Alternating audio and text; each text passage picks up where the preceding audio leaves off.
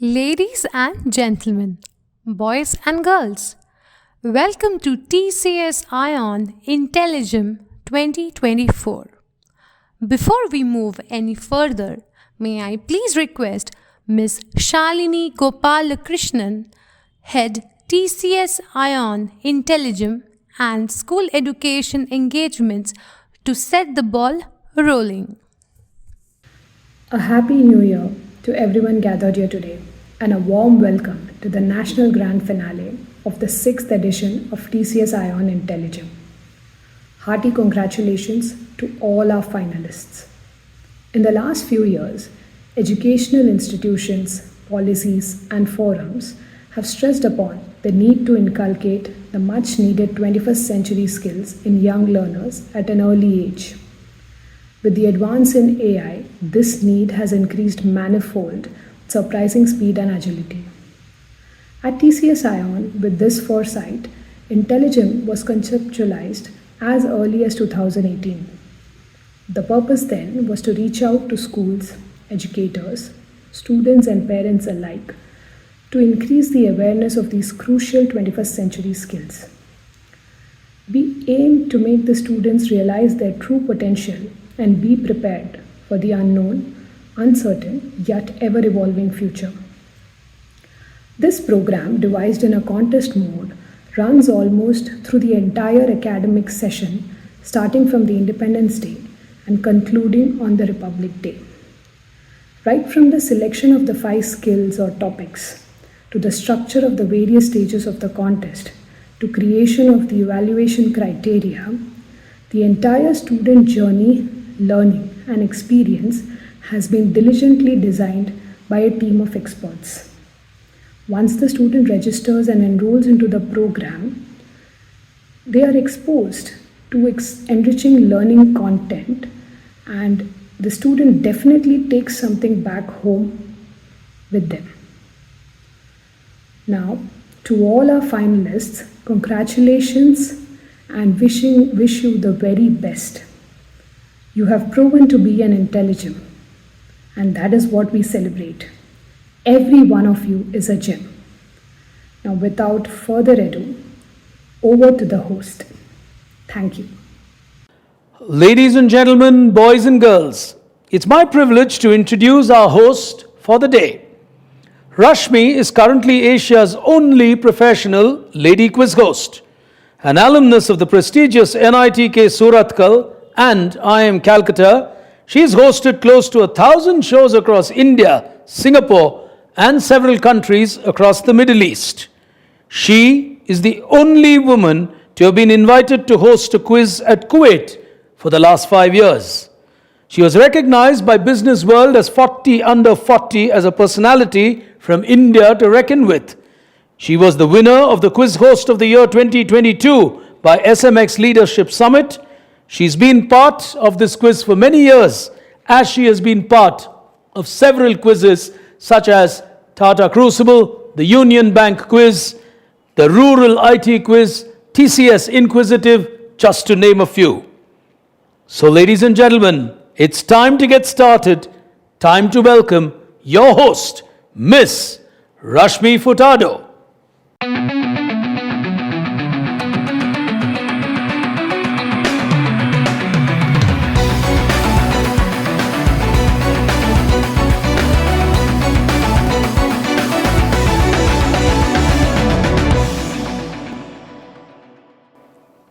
Hello, ladies and gentlemen. Welcome to the 6th edition of TCS iON IntelliGem. This is the finale or the grand finale of global citizenship in the senior category. 6 years ago, TCS iON came up or did a lot of research and arrived at a few 21st century skills that all of our students must equip themselves with. And these are all the skills that they have created certain events around. More than an event, it's actually an initiative. All of these students have been tested on these skills for multiple rounds, and then they've also gone through personal interviews to reach this grand finale here today. It's not been a mere selection or a random lots that have been taken. They've gone through multiple rounds, and a lot of hard work has gone behind being the finalists here today. So let's get to know our finalists and then get started with this finale. Our first finalist for the day, joining us from Delhi Public School, Kalinga in Cuttack, is Sakshin Ghosh.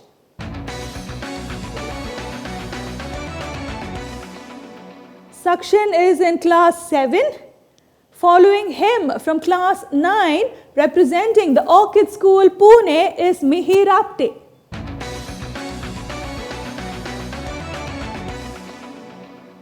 Up next, from class 8, representing the Chaturbhuj Narsi School in Mumbai, is Anusha Mehta.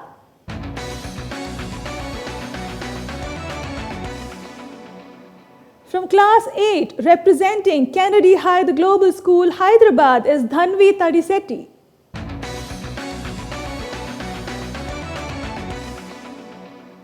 Following Dhanvi is Pihu from class 7, representing the Ryan International School, Mumbai.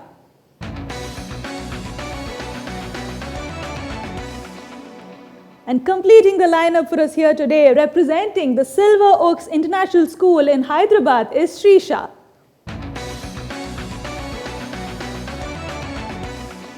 Srisha is in class 9. Ladies and gentlemen, in this category, we have students from across classes 7, 8, and 9. We, of course, have a stellar panel of jury who have joined us here today. We have Ms. Parul Singh and Ms. Supriya Panchangam who have joined us. We will, of course, get into their introduction a little later in this finale. For now, let's get started with the first round, ladies and gentlemen. Coming up is me in 30 seconds. Here we go.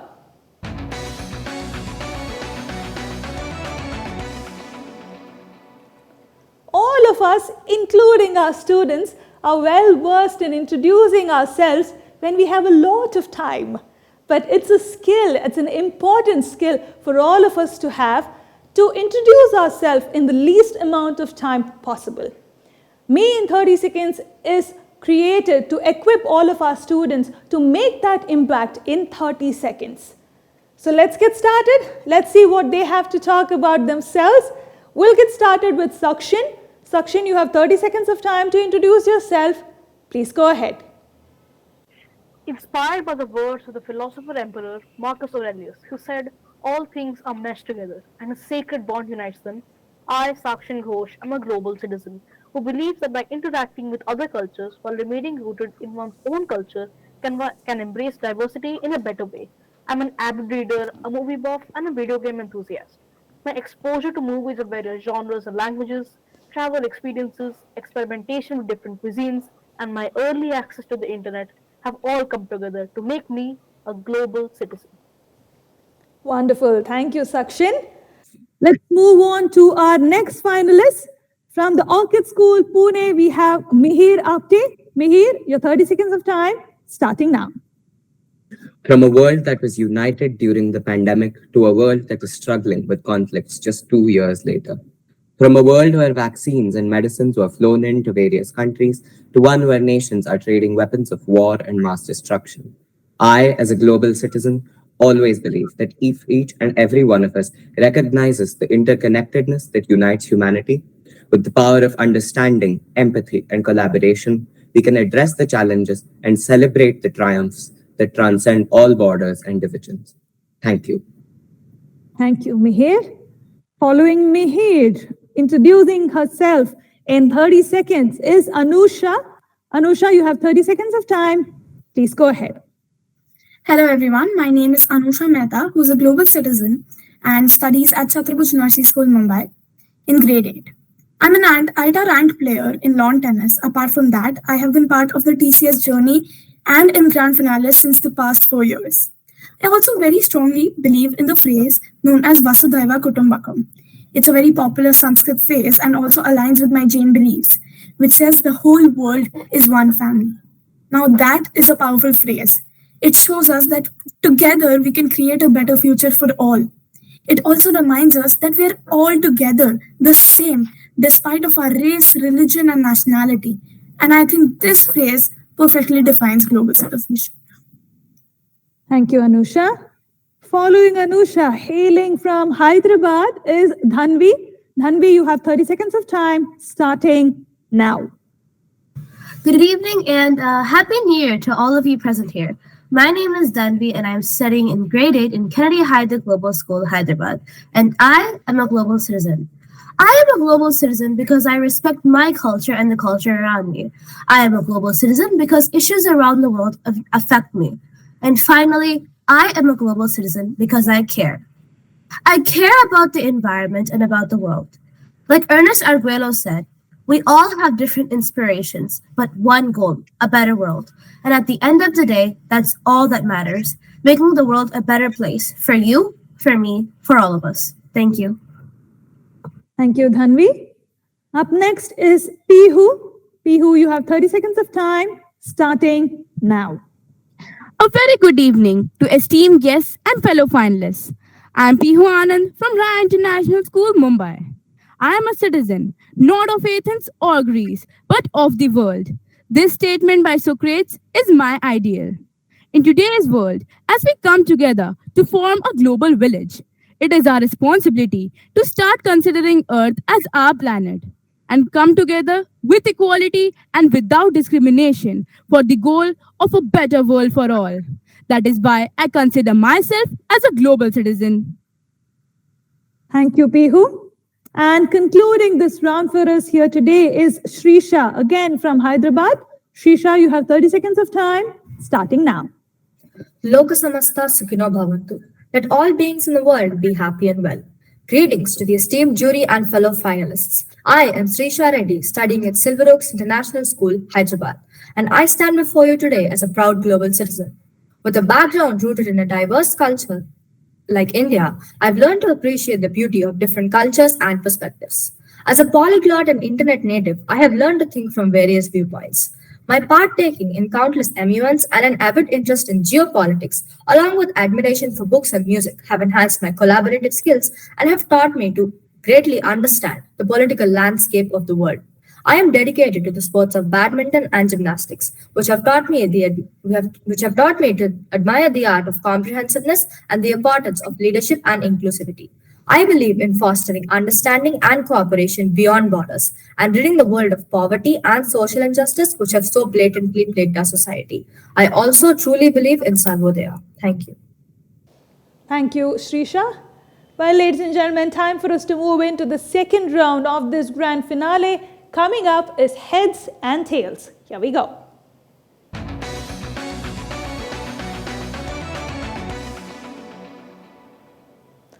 Well, ladies and gentlemen, as the round suggests, heads and tails, in this round, our contestants will be given one topic and they have to speak for and against the same topic. Each of them will be given a minute's time.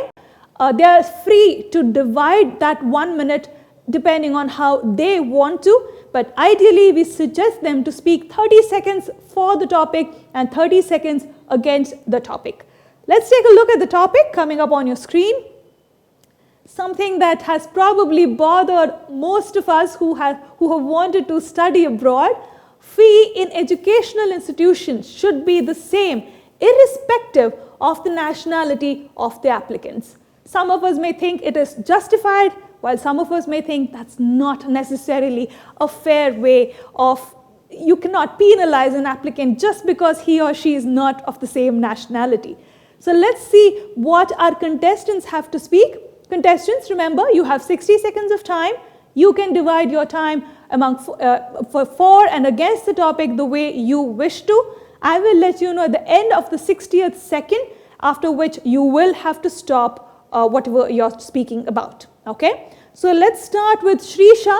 Shrisha, you have 60 seconds of time starting now. The economic capacities of individuals from different countries vary significantly. Tailoring fees to reflect these economic differences allows educational institutions to remain financially sustainable and maintain the quality of education. While the aspiration is equality, implementing a uniform fee structure may undermine the financial stability of institutions, potentially compromising the educational experience but for all students. However, The idea that educational fees should be the same irrespective of nationality is rooted in the principles of equality and fairness. Education is a fundamental right stated by the United Nations, and charging different fees based on nationality perpetuates discrimination. It fosters an inclusive environment, promoting diversity and collaboration among students from various backgrounds. For this very reason, I believe that fees should be same for all students irrespective of their nationality. Thank you. Thank you, Shrisha. Moving on to Pihu. Pihu, you have 60 seconds of time, starting now. Yes, fee in educational institutions should be the same, irrespective of the nationality of applicants. When we think from the perspective of equality, it only seems fair that each one has to pay the same price. The money taken is responsible for the maintenance and provision of different things by the institutions. Also, there are some poorer nations who use this income as a major build-up for their economy. And also, the thing is that they are only taking the money for the quality of education which they are giving. However, when we think from the perspective of equity, there are some underprivileged nations as well as some underdeveloped countries who need less fees in order to get the opportunity to study in such institutions. Therefore, the fees of such should be decreased. The monetary loss which is there can be covered up by the developed nations and the developed parts of the world so that everybody gets the opportunity to study. For the underprivileged, we can also make some reservations. This will ensure that each and everyone gets the opportunity for these wonderful institutions of the world. Thank you, Pihu. Moving on to Dhanvi. Dhanvi, you have 60 seconds of time, starting now. To begin with, many students cannot pursue their educational goals and dreams due to the burden of high tuition fees. Every person, irrespective of their nationality, should have equal access to quality education, and it feels unfair that some people have to pay more to get the same thing. A person cannot control where they are born, so why is the place of birth advantageous to some and disadvantageous to others? Foreign tuition fees is a major source of income for many educational institutions, which seems like an unfair source of income. Many of these foreign students also have to go into debt in order to pay the higher tuition fees. On the other hand, it is mostly public institutions that have a higher fee for foreign students. This is because the parents or guardians of the local students have been paying taxes to the government for a long period of time, out of which a portion or some part goes to these institutions. The foreign students did not pay these taxes, and that is the reason they have to pay a higher amount. It will also be unfair to the people paying the taxes if the fee was the same, irrespective of the person's financial contribution to the institution. To conclude, I believe that the government should support the students from poorer countries and the less financially stable students to get a quality education. Thank you. Thank you, Dhanvi. Moving on to Anusha. Anusha, you have 60 seconds of time. Please begin. Yes, it should be the same. People of great talent are given opportunities at the best places. For example, Yongshan, a Chinese scholar who studied at the Nalanda University and stayed in India for 18 years in the 7th century. He was a great contribution to India and its history. Or Nobel Prize winner Hargobind Khurana or Ramanujan for his mathematics. If these people didn't get their education on time or at the best places, we wouldn't have had such great contributions. Well, speaking against the topic, on the other hand, look at the differentiation of global markets. For example, the average schooling fees in India is about $50 a month, and the same in the US is about $500. If we kept $50 a month in the US, it won't sustain everybody, the teachers, the government, the staff, it won't sustain them.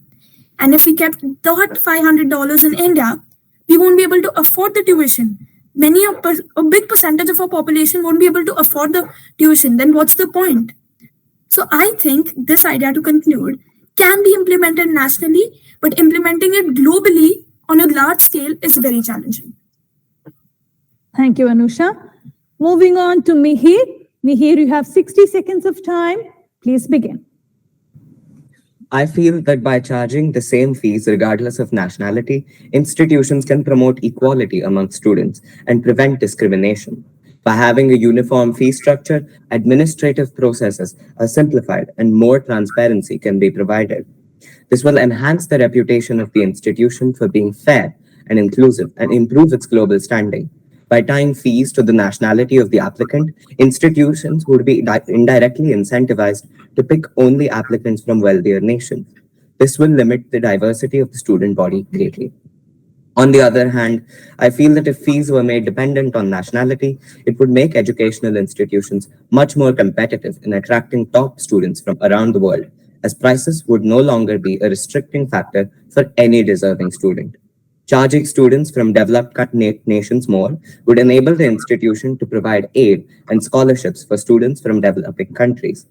As more students from a variety of nations would be able to apply to these institutions, it would boost on campus diversity and empower students from diverse backgrounds. And that is why I feel that fees should be made dependent on nationality. Thank you. Thank you, Mihir. All right, and Sakshin, you will be concluding this round for us. You have 60 seconds of time starting now. Having the fees in educational institutions be the same irrespective of the nationality of students promotes equality and fairness. It aligns with the principle that education should be accessible to everyone equally. It also promotes a diverse student body by removing the financial barriers caused by differing fees of students of different nationalities. This enriches the educational experience, fostering a global perspective and cultural exchange among students. However, it also penalizes those living in countries with a lower cost of living or lower cost of education. Different countries have varying economic conditions. Having a fixed fee structure would make it challenging for students from economically weaker countries to afford education in institutes from more economically well-off countries. It also puts local institutions at a competitive disadvantage. In regions where the cost of education is substantially lower, a uniform fee structure might put local institutions at a competitive disadvantage. It may discourage local students from attending their own institutions in favor of international ones. It's not quite easy to deliberate which side we should support, but in my opinion, fees in educational institutions should be the same, irrespective of the nationality of the students. Thank you. Thank you, Sakshin. Ladies and gentlemen, moving on to the next round of our finale here today. Voice your views. Here we go.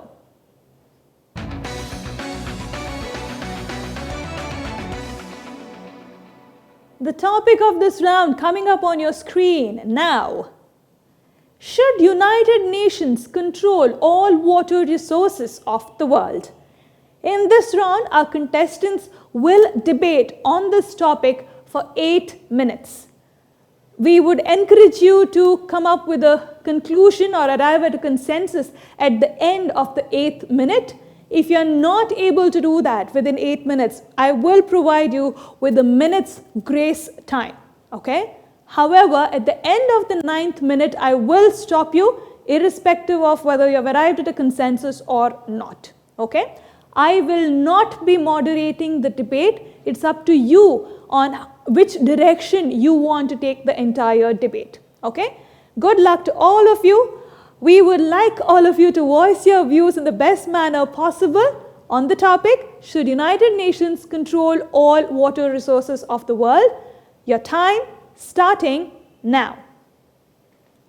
Believe that the United Nations should not control each and every water body of the world. So if we start considering, there are some water bodies which are located entirely within a nation and only affect the people of that nation. Such water bodies should be controlled by the national government themselves. However, the other water bodies which impact a larger group of people and multiple nations, they can be controlled by the United Nations because they can ensure that there is equality and also there are no wars which take place because of this.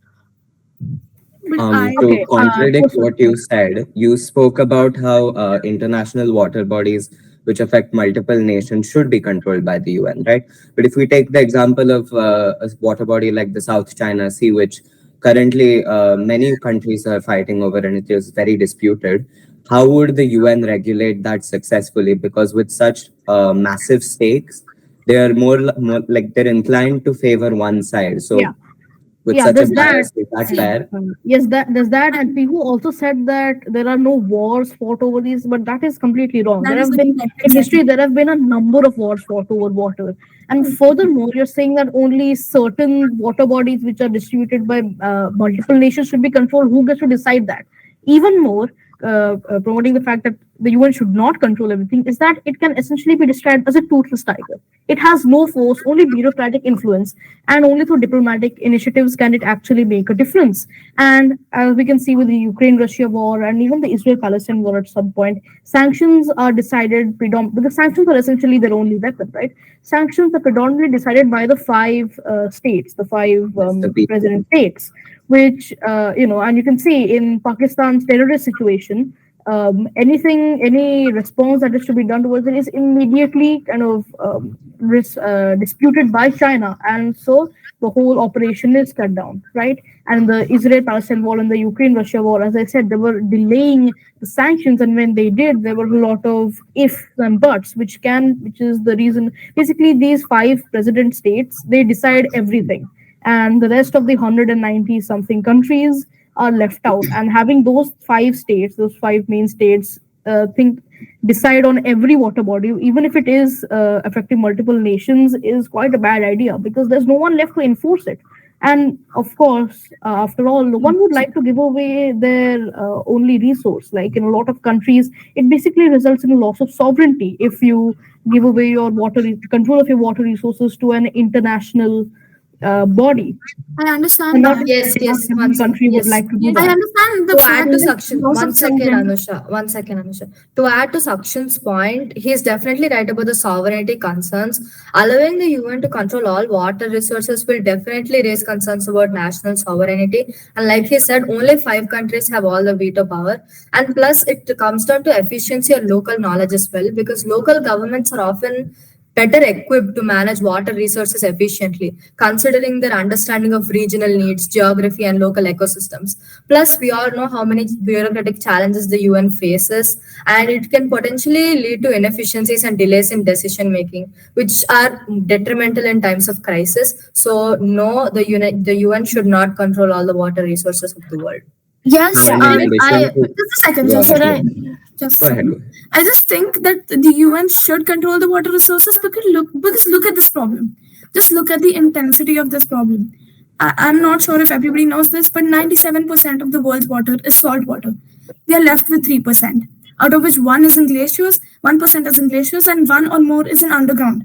So we are left with less than 1%, and we are losing it every day. You all say the local government should handle it, but that we have tried that for years. And do you really think it's working? Why are we losing more water than we are consuming every Anusha, single day? Because Anusha, the thing Anusha, is, one second, You I would like understand. Anusha. to. Can Okay, I Okay, just let Anusha. add Dhanvi to? go ahead. Let Dhanvi go ahead. Yes, She I would hasn't just spoken Yeah. yet. like to add to Anusha's point. Also, if the local government body is irresponsible, like currently, the many of the rivers across the world are being polluted, and that's because of irresponsible management. And like, yes, I do agree. The UN, like, it would be difficult if only five countries control the entire water bodies. yeah. But what about the pollution that's taking place because of Yeah, irresponsible right. But governance? Dhanvi and Anusha, Dhanvi, the one thing second. is, everyone's talking about water conservation and pollution. Those are already things that are covered under the 2030 agenda by the No, UN. So why exactly. should they Yeah. make an Exactly. extra effort No, to there control are every single water body, putting even more stress on the organization? So they end up having to right. deal with different wars, end up And having to deal with there water is a bodies, risk of deal with petty disputes. And I recently watched a documentary H2O, which basically about the water body. Basically, there's no water, like a less amount of water in Rajasthan. That's why they're having a lot of problems with acquiring that water. And first, limiting control. I mean, there has to be someone to kind of think about that water as well, the local needs. And if you're saying that exactly, with the exactly, globe, there's no such thing. There's no distinction between global water and local water. All water is water, exactly. and only Great. Right. one person could control it Exactly. either way. Only one body. No, So if you try to kind of Sakshan, to discriminate interrupt you And for a to add second, to I that, think we've, yes, yeah, then even I if the think we've UN spoken is enough. Meher, if Yeah, I could complete my point, yeah. So even continue. Sorry. if the UN is as efficient as Anusha thinks it to be, and they can arrange all of the water around the world, then why not have them administrated at the local level as well? Why make this distinction and keeping the local government's inefficiencies to the people of a state of a country? Of a specific country or an area, and having the rest of the water decided by the UN. And furthermore, you said, Anusha, 97% of the water that is on the earth is salt water. And the South China Sea and all of these other disputed water bodies are mostly salt water. You don't see a lot of freshwater rivers being disputed by people. It's usually on either side there's two people. So like with the Kaveri water dispute, but technically it counts as a local water body. So the UN will end up solving only territorial disputes, which it already does try to solve. Exactly. Okay, but And when we one speak second, about one the second, Soviet, Pihu. I Pihu, just one second. point. One second, Pihu. And to add to that, I understand that you guys see the United Nations in a great light, but if we are being completely honest, the United Nations is all it's not all that it seems to be. Plus, there is a high risk of exploitation because concentrating control in one entity raises risk of exploitation or misuse. And the UN is known for exactly that. The UN might not be immune to corruption or geopolitical pressures, but let's be honest, the five countries, it's basically the United Nations, it's basically five countries and their gang. The rest of the countries are like their sidekicks. They really do not have any say. And we do not really want to take UN to take charge of all these nations because the UN, no matter how much we try to deny it, is an extremely biased organization created by Western powers to assume power. They will make sure that they are the ones benefiting. And I understand your problem with local governments and how they're inefficient, but I promise you, we all like to talk crap about local governments, but they are doing a way better job than UN could ever. If you give the same task to you to the UN, local governments will do a 100% better job. But we don't know that, Yeah. right? We have given a Yes, chance to we the do. local government, and We we are have not. see, We we are have not looking at it With yet. something as crucial We as have- water, we can't take any chances. No, and there are so many bureaucratic Serious challenges option. within We the have UN itself. Can you let me hit? So if you look at the UN, any resolution passed outside the UNSC is not legally binding. The country does not yes, have to follow the course of action. It's yes, only a recommendation. So yes. is it really a proper solution? And if you introduce a committee where there is a binding resolution, then there will be the P5 countries which will have veto powers, like Sakshan said. And with USA, Russia, China, France, and the UK, there's bound to be biases. So I don't think it's fair. And what happens even in a veto committee like the UNSC, they inevitably end up vetoing each other's resolution, and very little happens. There's no resolutions passed. That is And true. they can do that. I But agree just with your let me views. goes. Can we Anusha, let if you would Pihu let me speak? speak. Guys, can we let Just a Pihu second. speak? Can we Thank let you. Pihu speak? Thank you so much. So I agree with all of your views that United Nations, especially the P5 countries, they control majority of the decisions which is passed in the United Nations.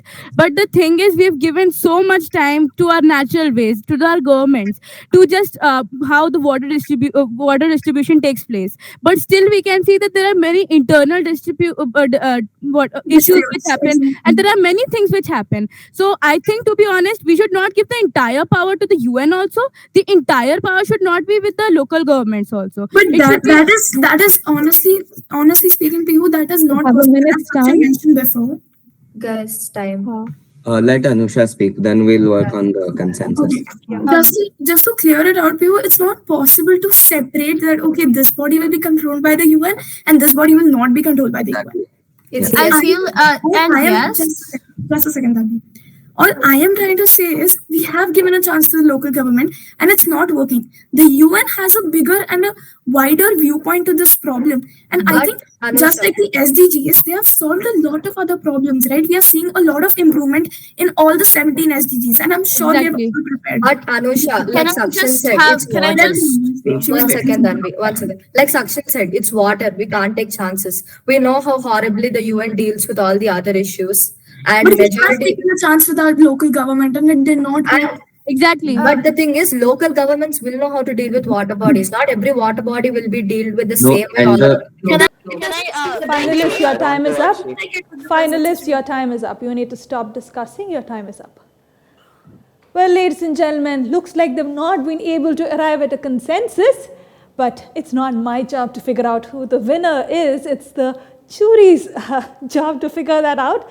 I do empathize with them, but for now, let's move into the next round of our finale here today, your global perspective. Here we go.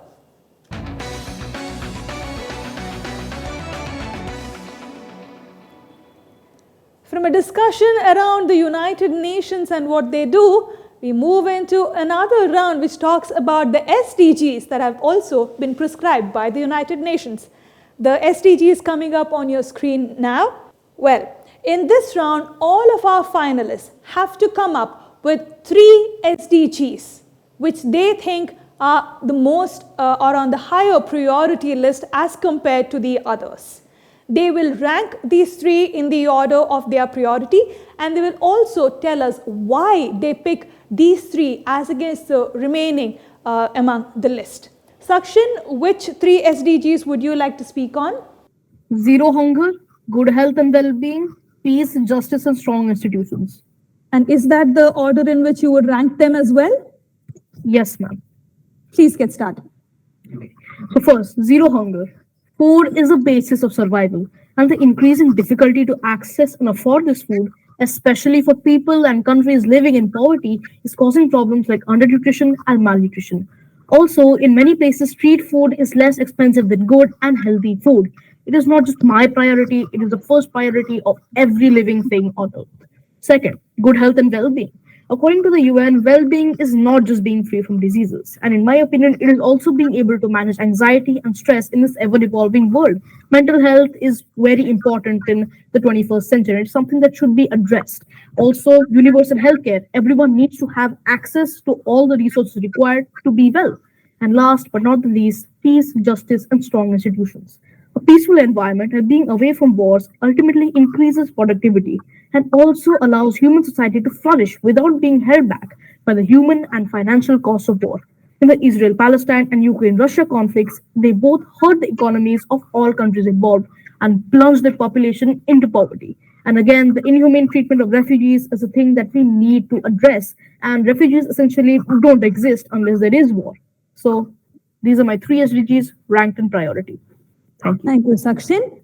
Moving on to Mihir. Mihir, what are the three that you would like to speak on? Firstly, I'd like to talk about SDG 17, partnerships for the goals. Next, I'd talk about SDG 1, no poverty. And lastly, I'd like to talk about SDG 13. And that is your order of ranking? Yes. Yes. Please go ahead. SDG 17, which aims to create partnerships for the other 16 goals, would be at the top of my list. The UN SDGs aim to solve problems like world hunger and climate change that are truly international in their scope. And so it is my opinion that SDGs can only be realized with strong global partnerships and cooperation. Next, I would prioritize SDG 1, no poverty. You see, a lot of the other problems faced by humanity today are connected to poverty. A lack of food, safe drinking water, and access to healthcare services are just some of them.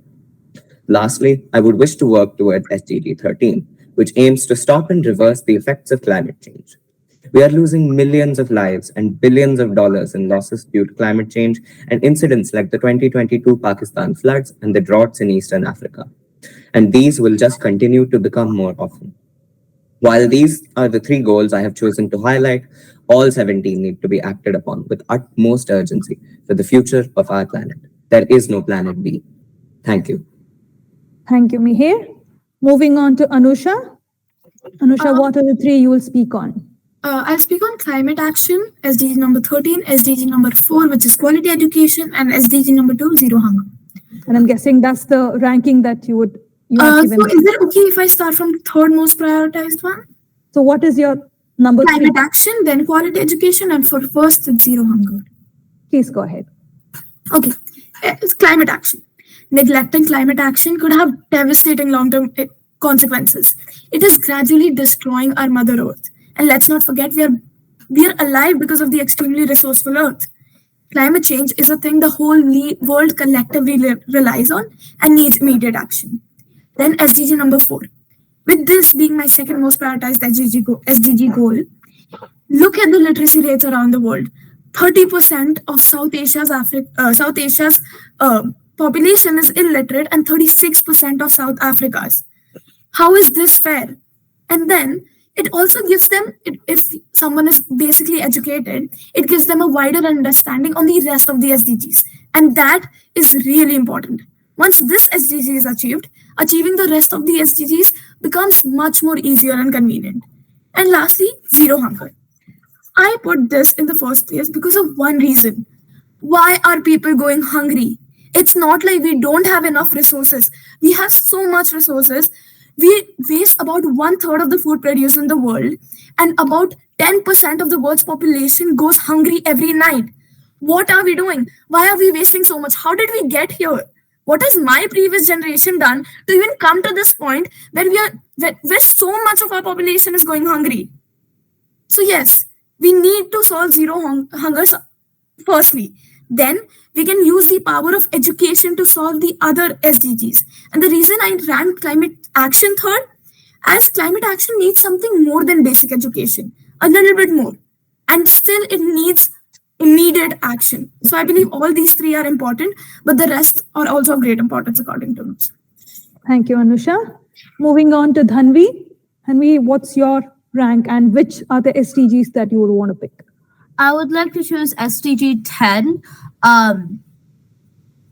SDG 10, reduced inequalities, SDG 17, partnership for the goals, and SDG 4, quality education, and with SDG 10 being the most important, according to me. Please go ahead. Although all the SDGs are important in their own ways, I feel like these SDGs are the most important and are the most required for achieving the remaining goals. Firstly, I think that SDG 10, reduced inequalities, is arguably the most important goal. The inequalities include inequalities in distribution of wealth, inequalities based on gender, religion, nationality, and so on. By reducing the inequalities among humans, we can achieve many of the other goals and make the world a much better place.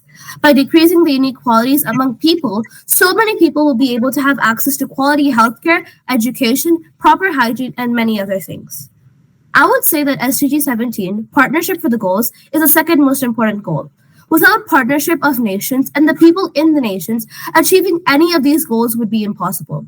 One person or even one nation by itself cannot solve the problems that the entire world is facing. Cooperation of all the countries is necessary to achieve any of the goals. Lastly, SDG 4, quality education, is required to educate the people of the world about the many issues that the world is currently facing. Quality education can be the game changer and bring many people out of poverty and can also improve the economy. It can change people's mindsets for the better and help eliminate the stereotypes in society. Thank you. Thank you, Dhanvi. Moving on to Pihu. Pihu, what are the SDGs you would want to speak on? My first one would be SDG number 17, which is partnership for the goals. My number 2 would be 4, quality education. And the last one, third, will be the goal number 13, which is climate action. Please go ahead. Okay, so as we know, all the SDGs are very important in today's world, and we cannot imagine this world without any of them. But according to me, I would like to prioritize them in the following manner. The first one would go to the goal number 17, which is partnership for the goals. If you all do not come together and work with cooperation and harmony, it is very much possible that none of the other 16 goals will ever be fulfilled. We all need to come together, put in our brains, and make some solutions so that these other 16 goals are implemented through each and every nation. My second rank would go to the goal number 4, which is quality education. As Nelson Mandela rightly said, education is the most powerful weapon to change the world. If we do not educate the masses about the sustainable development goals, how can we even think that they will be able to work towards it? Our future relies on education, and we can see the literacy rates falling, and therefore we need to work towards it. Lastly, I would take goal number 13, which is climate action. As we know, climate action is the need of the utmost hour. If we do not help in preserving this planet of ours, it is very much possible that our future generation does not get it in the form we are getting it now. Everything we have is provided by this planet of ours, and therefore I would rank it in the third. Thank you, Pihu. Shrisha, you would be concluding this round for us. What are the 3 SDGs that you want to speak on? Ma'am, I would like to rank SDG 4 in the first place, quality education. And then I would like to choose SDG 8, decent work and economic growth. And then finally, I would like to conclude with SDG 16, peace, justice, and strong institutions. Please begin. Yes, ma'am. Goal number 4, quality education. Education is a cornerstone for sustainable development. It empowers individuals, reduces inequalities, and promotes economic growth. We keep preaching about societal injustice and how we must end it. But how do we realize this? When the person who is being discriminated against knows that what is happening to them is wrong, and the person who is perpetrating the act knows that what they are doing is wrong. And what better way than to do this with education? Quality education is key to fostering innovation, critical thinking, and informed decision making. After receiving quality education, what next? You need to work. So, next, I would like to go with goal number 8, decent work and economic growth. Sustainable economic growth is essential for lifting people out of poverty. Though we have tried to improve this goal a lot, in India alone, 38% of the working class works in the unorganized sector. This must change. This goal focuses on promoting inclusive and sustainable economic growth, ensuring full and productive employment and decent work for all. It contributes to poverty reduction and social stability.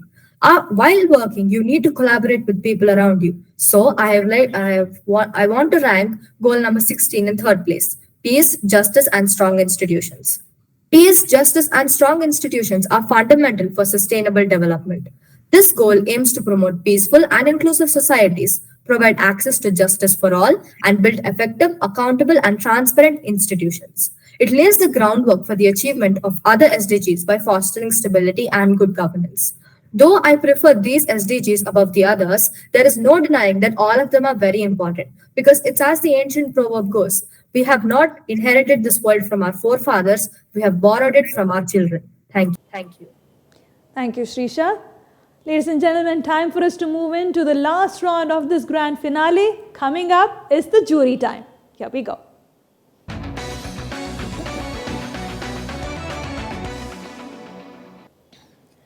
Ladies and gentlemen, as promised, time for me to introduce our esteemed jury members to you. We'll get started with Ms. Parul Singh. She is a design thinker at heart and she has been in the social contribution space for close to 2 decades now. She is experienced in domains like poverty alleviation, public health, livelihoods, education, youth transformation, and social innovation. She enjoys working on program design and strategy, impact management, and partnerships. She has built, operated, and transferred several social development programs in partnership with bilateral organizations, CSRs, governments, academia, and not-for-profits. She currently heads the program design and development for India with Noora Health. Parul, thank you so much for joining us. I hope you have been having a great time with this finale so far. Joining us as our second jury member is Ms. Supriya Panchangam. Supriya is a best-selling author, social entrepreneur, and strong advocate of women and youth empowerment. With an extensive background spanning over 15 years in building relationships, marketing, brand development, facilitation, and mentoring. As the founder and CEO of Future Founders, Supriya spearheads the organization's mission to advance sustainability education in India through global collaborations. And through Future Founders, she ensures that there is a dynamic platform where she engages with students and faculty to raise awareness of the sustainable development goals and prepare future generations and champion the environmental stewardship. Supriya, thank you so much for joining us, and I hope you too have been having a great time in this grand finale. All right, so we have 6 finalists with us. Each of you would be speaking to 3 unique finalists, and I would request you to stick to 1 question for each of the finalists. If you want to keep the question common across the 3, or you want to ask 3 unique questions to the 3 of them, that's completely up to you. Supriya, would you like to begin, and whom would you like to speak with first? I would like to ask Anusha. Please go ahead.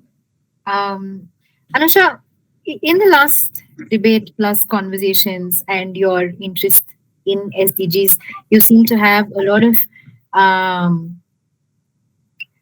of trust in an organization like the United Nations. Can you tell me a little bit about what evidence of work you have seen the United Nations facilitate or do that has helped you build that perspective about UN? I think one major thing that I am completely relying on is the 17 SDG goals. Now, it's been a while since those SDG goals came to life. And while I was preparing for like those top 3 of mine yesterday, a few days ago actually, I was just thinking that these things have improved so much rather than the time they were made. When they were made, they were at horrible conditions. But now, because of the UN, because of these promotions, because of these goals, they have improved so much. And I think in that particular topic, UN has a head point, or it has a viewpoint which nobody else has. Every country is somewhere selfish, and that is fair, right? So everybody would want to benefit themselves, but the UN wants to benefit the world, not themselves. So that's why I think I trust UN a lot. All right. Thank you, Anusha. Thank you, Supriya. Parul, whom would you like to speak with? I would like to speak to Srisha. Please go ahead. Hi, Srisha. I liked your thinking around a very logical thinking about geopolitical influences over the goals and the global citizenship that you spoke about. I would like to understand from you how, as a young person in the current generation, can you as a person influence geopolitical decision makings for advancing the goals, the 17 SDG goals?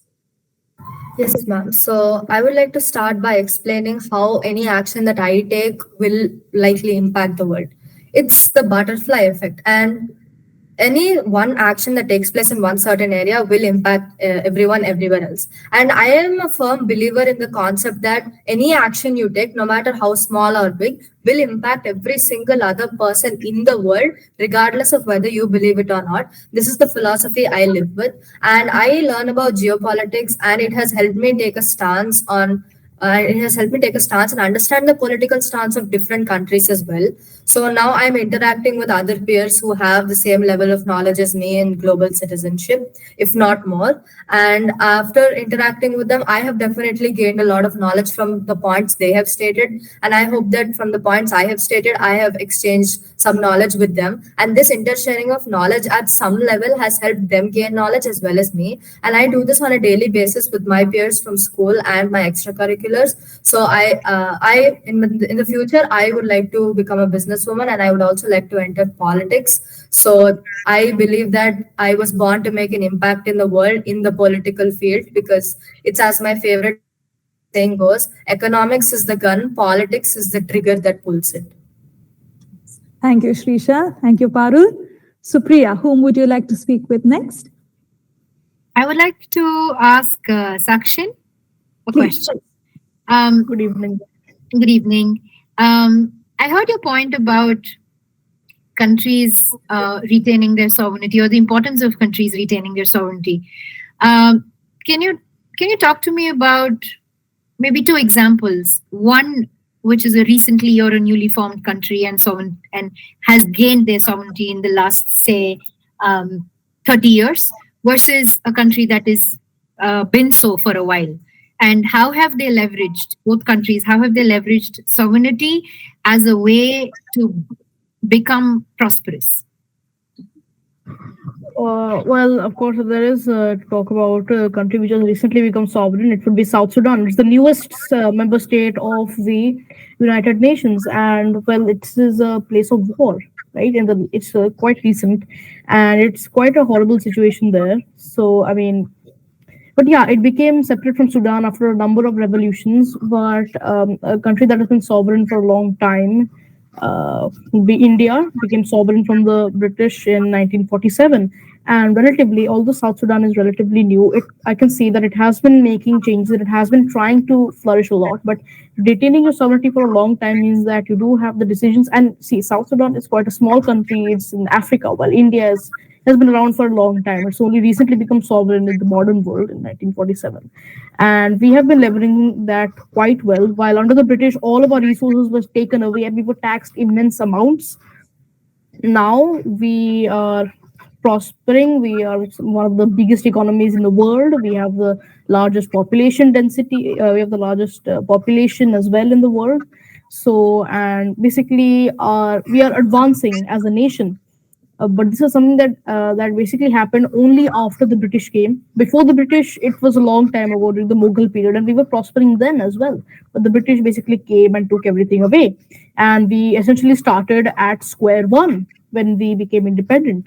And it took a lot of time, but now we are at par with all of these other advanced states. And I'm hoping all these advanced countries, and I'm hoping that South Sudan will follow the same route. But since it is a quite dangerous region, and there's a lot of political turmoil. But once it gets over that, and once the terrorism and the lack of education and everything goes away, I'm sure it will flourish as well. Because being in Africa, it has access to a lot of resources.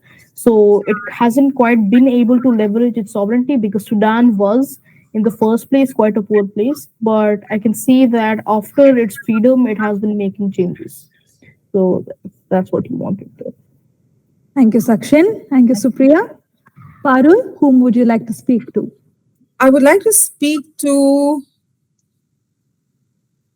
So we are left with Mihir, Dhanvi, and Pihu. Yes, I'd like to speak to Pihu. Please I think Pihu was trying to make a point during the when we were doing the 8-minute debate round. Pihu, I want to ask you this question: that when we talk about water resources or any other natural resources, and now that we are bound by SDG goals in terms of advancing them for not just global improvements but also local, what do you think is the role of local organizations, communities, and groups and institutions in advancing the agenda for not just preserving the resources but also multiplying them for larger benefit? Did you get my question right? Yes, ma'am. All right. Okay, so as we know, the local bodies, they are mostly able to understand the people very well. They can understand the issues of the people. They can understand the locality. They can understand the conditions very well. So first of all, I would believe that in order to make sure that they multiply and they help in the conservation, they can encourage more and more people to do the same. Small steps taken by every single individual will help in the preservation of environment. We could see that in Mumbai, in the RA area, the forest was going to be cut down, but there was the effort of the people so that the area is preserved right now. So what I think is the people can be educated so that they can take steps, because like in a democracy like India, we have the rule that the people are most powerful.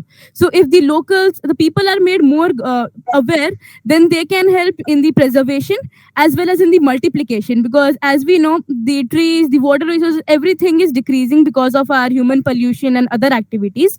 So if the people get more education, they get more idea about that, then I bet that they are going to work towards it, and then we can make a better world for all. Thank you, Pihu. Thank you, Parul. Supriya, we now have Mihir and Dhanvi. I'd like to speak with Dhanvi. Please go. Dhanvi, I noticed how in the debate you made space for others to make their point as well, which is an excellent leadership quality. And I want to talk, and I want to ask your opinion about our country's current leadership and its ability to make space and allow diverse opinions to come in, and how that affects our own ability to advance in SDGs. Yes, ma'am. When you said our country's leadership, I'd also like to take in like the smaller governments as well, like the state. And from like the background that I came from, I was born in Andhra Pradesh and like grew up in Telangana. Currently the leadership in these places, like, yes, I would say that Telangana has developed a lot, but if we are talking about Andhra Pradesh, like the leadership, I feel, is not very right, because the people's opinions, they're not taken into consideration. And especially in Andhra Pradesh, there's a lot of feeling about caste. And that's the leadership that's currently going on there. Like people, they will support people of their same caste, and that's, I feel, is a completely wrong form of leadership. I feel like the leadership is supposed to be based on the person's capability, on the person's ability to make the place better. But currently, I feel like there's a lot of corruption and discrimination going on, which has caused our leadership and our politics to not be based on this. It's more about uh, choo- uh, choosing people who are similar to us, and I feel like that's not really correct. All right. Thank you, Dhanvi. Thank you, Supriya. Parul, that leaves us with Mihir. Hi, Mihir. Hello, ma'am. I have a very current sort of a question for you, um, which refers to the current global situation with war and agitation across a lot of countries, right? And how, as a young person in today, do you feel organizations like UN or other such decision-making organizations and global leaderships have failed the youth of today or the generations of today? And what's your personal view on how could have this been made a different story completely?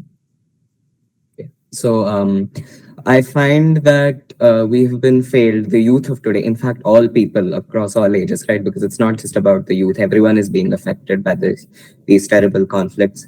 We've been failed because when it comes to organizations like the UN, I believe there was a UNSC resolution going to be passed for a ceasefire between Israel and Hamas.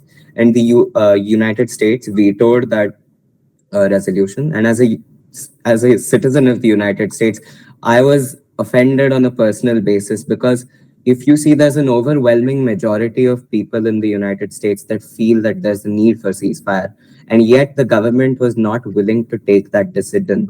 They instead said that let us further our political agenda and see what we can do to gain from this terrible situation. And that's just one of the examples.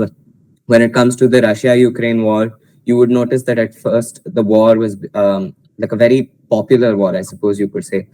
Search results across Google were very high for Russia and Ukraine, and they suddenly tanked. And our countries, I feel, aren't doing enough. Like India has not provided much aid to Ukraine or to Russia, or and it's pretty much only the US that has been donating to Ukraine.